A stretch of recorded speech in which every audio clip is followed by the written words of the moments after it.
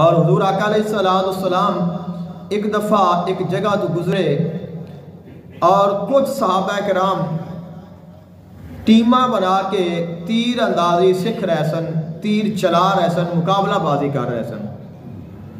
تو آقا علیہ السلام گزرے تو فرمایا کہ ارمو بنی اسرائیل بنی اسماعیل ارمو بنی اسماعیل فإنا اباکم کان رامیا، فرمایا کہ تیر پھینکو اے بنی اسماعیل، بے شک دوڑے باپ یعنی کہ حضرت اسماعیل علیہ السلام بھی بہت ماہر تیر انداز سن۔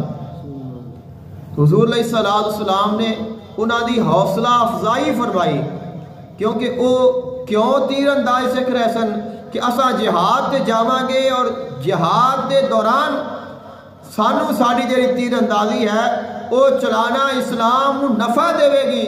فرمایا کہ تسی یہ سکھو بھی، تیر چلاؤ بھی، اور فرمایا کہ دوڑے باپ حضرت اسماعیل علیہ السلام جو اللہ دے نبی نے وہ بھی ماہر تیر انداز سن۔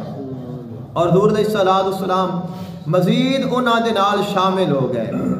آپ علیہ السلام نے فرمایا کہ علمو وَأَنَا مَا فُلَانٍ، فرمایا کہ تیر پھینکو اور میں بنی فلان دے نال ہاں، یعنی کہ دو ٹیمہ سن، ایک ٹیم دے نال آپ ہو گئے۔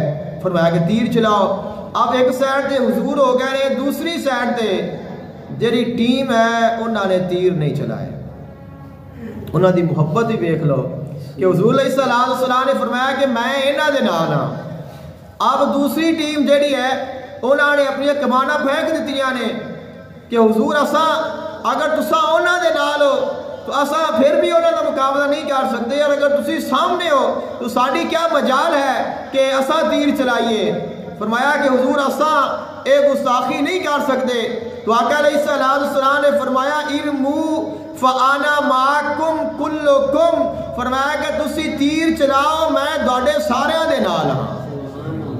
تو آقا علیہ السلام بھی نوازے بھی ایویں سن، اگر انہاں دی محبت کامل سی تو حضور دی عطا بھی کامل سی۔